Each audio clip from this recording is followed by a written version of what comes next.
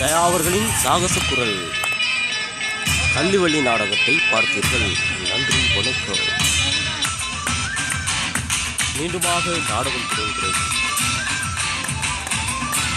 Master தயா அவர்களின் சாகசங்கள். இவர் ஒரு பாடசாலையில் ஒரு ஆசிரியராக இருந்து இன்று மன்னாயில் விருந்துபசாரத்தின் போது வந்து மது அறிந்துவிட்டு ஆடும் காட்சியை நீங்கள் இப்பொழுது பார்த்து கொண்டிருக்கிறீர்கள்.